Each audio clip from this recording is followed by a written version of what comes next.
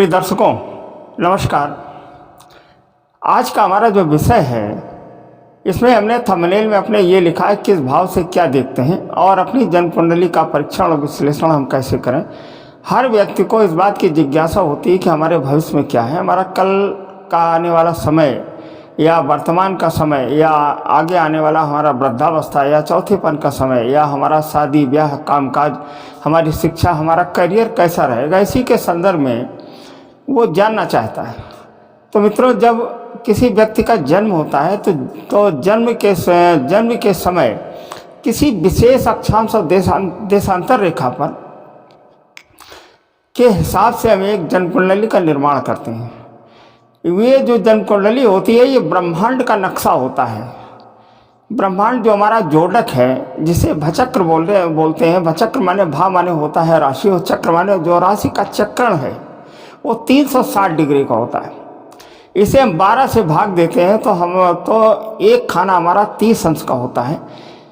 30 अंश का होता है। तो आप लोगों ने ये देखा होगा कि जब जन्म कुंडली का निर्माण किसी आचार्य से या कंप्यूटर के माध्यम से आप लोग कराते हैं तो तमाम प्रकार के चक्र उसमें मिलते हैं, जिसमें हर चक्र में 12 भाव होते हैं, माने 12 खाने होते हैं, जिनमें से 3 खाने प्रमुख होते हैं। लग्न चक्र, चंद्र लग्न चक्र और नवमान चक्र। इन्हीं 3 भावों से प्रायः आचार्य जन्म कुंडलियों का विश्लेषण और विचार करते हैं। तो इसी के संदर्भ में आज हम बात करेंगे। हमारा जो थंबनेल है, इसमें हमने ये लिखा है कि किस भाव से क्या देखते हैं और अपनी जन्म कुंडली का विश्लेषण हम कैसे करें। ये खास तौर से वीडियो उन हमारे विद्यार्थियों के लिए है कि जो ज्योतिष में रुचि रखते हैं और वो ये जानना चाहते हैं कि हम अपनी कुंडली को बहुत ज़्यादा गहराई में न जाकर के, लेकिन हल्का हल्का हम कैसे उसको देखें और किस तरह से हम उसके बारे में विचार करें। तो इसी के संदर्भ में हम आज बात करेंगे। तो हमारा प्रश्न ये है कि इसमें जो 12 खाने होते हैं, एक खाना हमारा 30 अंश का होता है। अगर 12 का 30 में गुणा करेंगे तो 360 डिग्री होता है। माने पूरा हम रोटेशन हम लगा लेते हैं पूरे ब्रह्मांड का, तो 360 डिग्री हमारा विचरण होता है। अब ये कुंडली हर स्थान पर अलग अलग क्यों होती है, इसके पीछे क्या कारण है। माने जब आचार्य जी आपकी जन्म कुंडली बनाते हैं या कंप्यूटर से आप जन्म कुंडली को बनवाते हैं तो जन्म स्थान की बात आती है सामने कि आपका जन्म किस स्थान पर हुआ है। तो स्थान से क्या मतलब भाई, स्थान से मतलब यह है कि उस विशेष स्थान पर ग्रहों का फोर्स क्या है, ग्रहों की डिग्री क्या है और किस भाव में कौन सा ग्रह कितना बल दे रहा है, कितना उसका प्रभाव पड़ेगा। इसलिए हम स्थान की बात करते हैं। जैसे अक्षांश और देशांतर रेखा हम लेते हैं और उसमें जन्म तिथि, जन्म समय, जन्म स्थान जिसमें कंप्यूटर में डाला जाता है या पंचांग से कैलकुलेशन हम करते हैं, तो हर ग्रह का एक अलग अलग उसके अंश निकल करके आते हैं जो उन 12 भावों में दर्ज होते हैं। तो हमारा विषय ये नहीं है। हमारा विषय ये है कि ये जो 12 भाव होते हैं, ये 12 भाव ही क्यों होते हैं और किस भाव से क्या देखते हैं, इसके बारे में हम बात करेंगे। तो सबसे पहले तो आप लोग ये जो समझ लीजिए कि जन्म कुंडली के प्रथम पृष्ठ पर ही 3 चक्र बने होते हैं। पहला चक्र लग्न चक्र, दूसरा चंद्र लग्न चक्र और तीसरा नवमान चक्र। जो लग्न चक्र होता है इससे हम फिजिकल फिटनेस देखते हैं, और जो चंद्र लग्न चक्र होता है तो इससे हम देखते हैं चंद्रमा की स्थिति। और चंद्रमा मन सो जाता, चंद्रमा मन का कारक है, इससे हम मन की स्थिति माने एक अंदर का जो इंसान है, अंदर की जो आत्मा है, वो हम चंद्र लग्न से हम देखते हैं और लग्न से हम फिजिकल फिटनेस हम देखते हैं। तो 12 भाव होते हैं, हमने आपको जो बता दिया। एक भाव से ये भाव प्रथम से ये जो लग्न चक्र बना हुआ है, आप इसको देखिएगा और इस लग्न चक्र के माध्यम से आपको ये पता लग जाएगा कि प्रथम भाव से जो क्या देखते हैं और दूसरे भाव से क्या देखते हैं। तो इसका जो प्रथम भाव है, इस भाव को हम तनु भाव बोलते हैं। तनु माने शरीर। हमारा जो शरीर है, हमारे शरीर की लंबाई, चौड़ाई, चेहरा, रंग, फिजिकल, बाल, ये इत्यादि हम इससे देखते हैं। तो प्रथम भाव से का तो ये निर्धारण हो गया कि पहले भाव से हम ये देखते हैं। माने जब जैसे लग्न चक्र हमारे सामने आता है, जैसा कि ये दिया हुआ है सामने, तो जैसे लग्न चक्र आवे सामने तो आप उस लग्न चक्र में का जो प्रथम भाव है, इससे हम देख लेते हैं इसमें कौन सी राशि क्या नंबर लिखा है। भाव तो एक है, लेकिन 12 राशियां होती हैं, तो राशि हो सकता है आपकी 1 हो, किसी की 4 भी हो सकती है, किसी की 10 भी हो सकती है, किसी की 12 भी हो सकती है। माने 1 से और 12 के बीच में कोई न कोई अंक प्रथम भाव में लिखा होगा। तो हम अपने विषय से नहीं हटेंगे। हमारा विषय ये है कि किस भाव से क्या देखते हैं। आज हम इसके बारे में बात करेंगे और इसे हमने भाग 1 करके बनाया है, पार्ट 1 बनाया है। हम इसके अगले भाव में हम ये बताएंगे कि इनमें मतलब ग्रहों की स्थितियों के बारे में चर्चा करेंगे। आज हम केवल भावों की बात करते हैं। तो जो प्रथम भाव है, खाना नंबर 1, राशि उसमें कुछ भी लिखी हो, 3 लिखी हो, 4 लिखी हो, 5 लिखी हो, 8 लिखी हो, 9 लिखी हो, 11 और 12 कुछ भी लिखी हो, अंक कुछ भी लिखा हो, लेकिन आपका भाव पहला होगा। उस प्रथम भाव को हमारा बोलते हैं तनु भाव। तनु माने ये जो शरीर है, ये इस भाव से देखते हैं। और हर अंक का एक अलग अलग उसका स्वरूप है।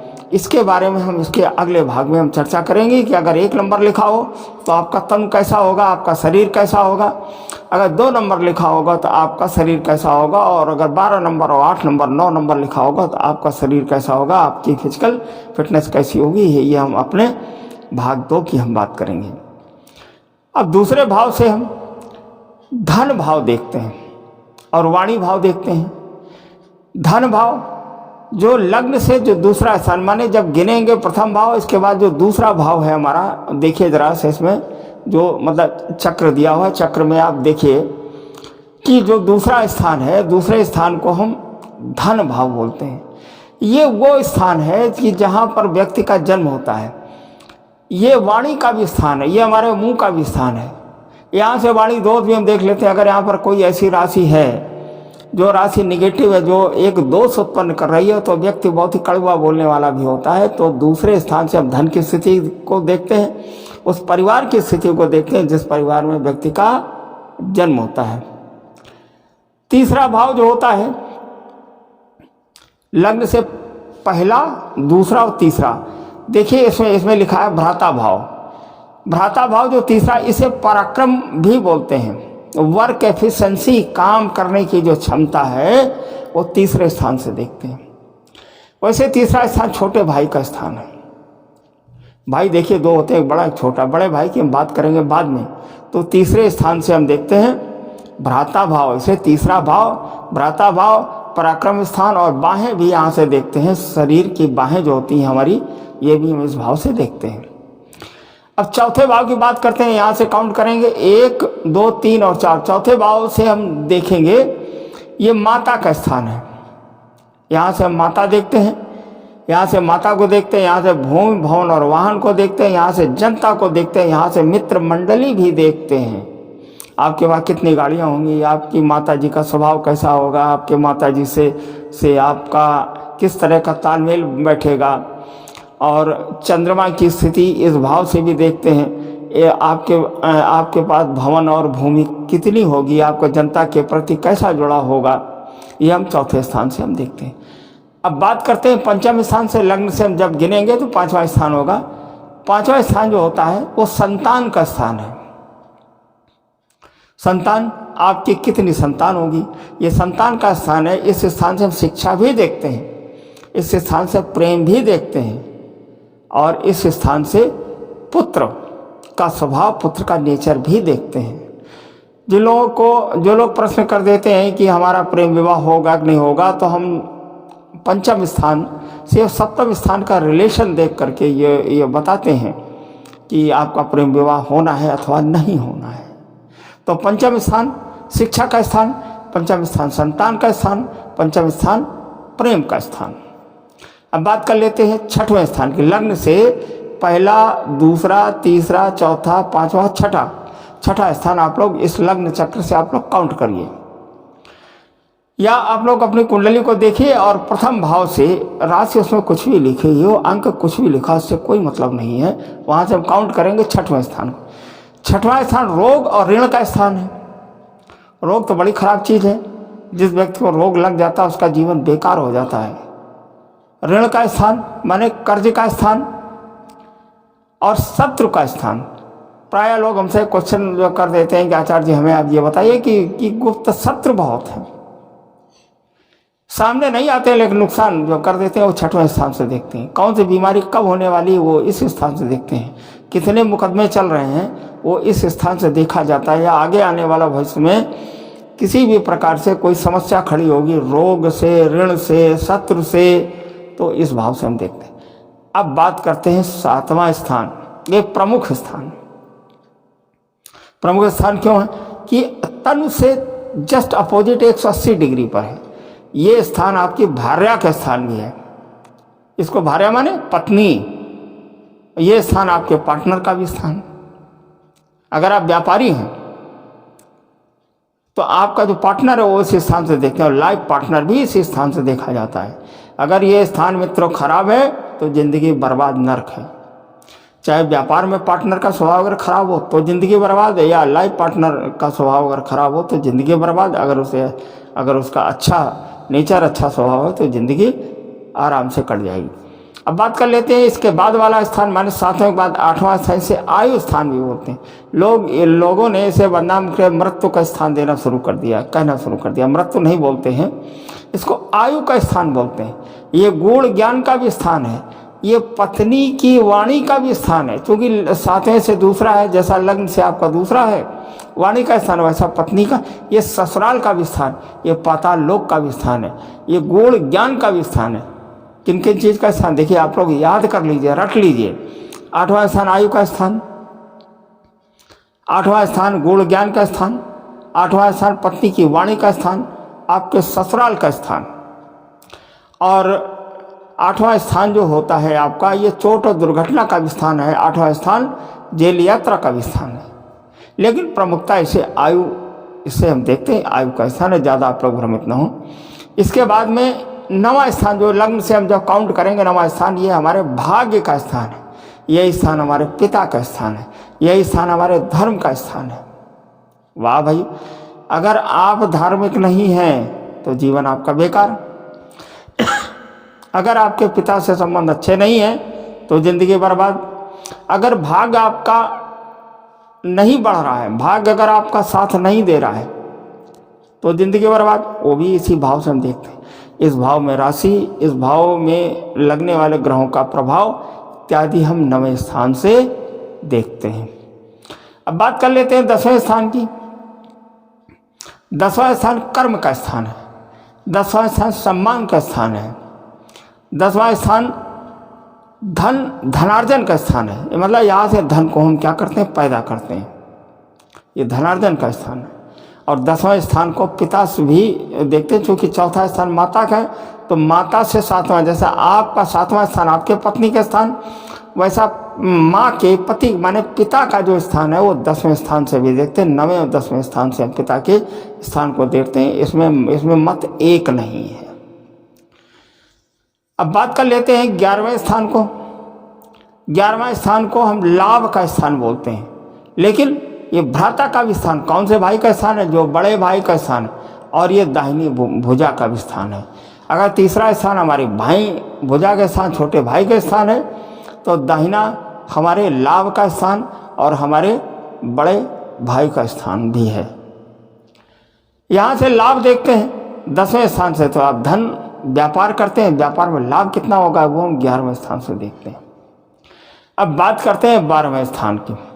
12वां जो हमारा स्थान हो खर्च का स्थान, व्यय का स्थान है। आप लाभ पैदा कर लो। किसी महापुरुष ने कहा है कि धनार्जन करना तो हर किसी को आता है, धन व्यय करना किसी को आता है।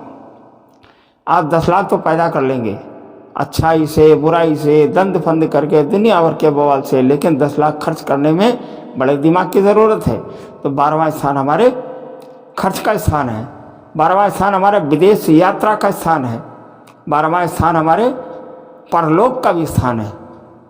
बहुत से आचार्य भविष्यवाणी ये जो कर देते हैं कि हम आपके पिछले जन्म के बारे में बताएंगे, तो किस स्थान से वो देखते हैं, 12वें स्थान से देखते हैं। अगर 12वां स्थान आपका अच्छा नहीं है, 12वें स्थान पर अगर ग्रहों की दृष्टि आपकी उचित नहीं है, अच्छी नहीं, तो मालूम क्या होगा, पैदा करके लाओगे ना, आप खर्च कर दो। अगर 12वां स्थान पीड़ित है, अगर पाप ग्रहों का प्रभाव है तो पैसा कायम खर्च होगा, दवा में, कोर्ट में, कचहरी में, मुकदमा में, अनाप शनाप यात्रा करने में जाने की जरूरत होगी वहाँ।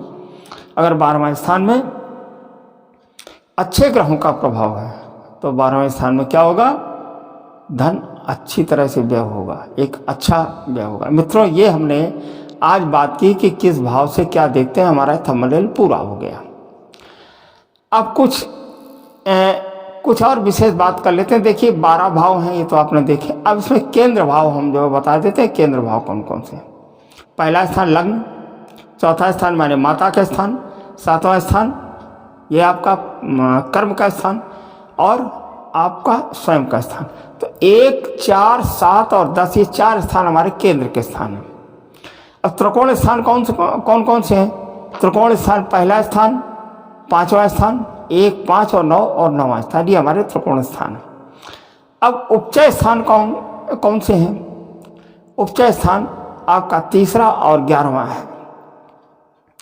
त्रिशडाय भी बोलते हैं, त्रिशडाय माने जिन्हें मारक भाव भी बोलते हैं, वो कौन कौन से? 1, 6 माफ कीजिएगा 3, 6 और 11 माने 3रा भाव, 6ठा स्थान और 11वां। ये 3 भाव ऐसे होते हैं जिन्हें त्रिशडाय भी बोलते हैं। डाय का मतलब समझते हैं आप लोग? कष्ट देने वाले। जब इन भावों की महादशा चलती है तो व्यक्ति के जीवन में लाभ के साथ साथ कष्टों का भी पदार्पण होता है। ये 3रे स्थान। अब मार्केश भाव की बात कर लेते हैं। मार्केश कौन कौन से? जथा नामा तथा गुणा। मारक प्रभाव जो रखने वाले हैं वो भाव तुम्हारा दूसरा 8वां है।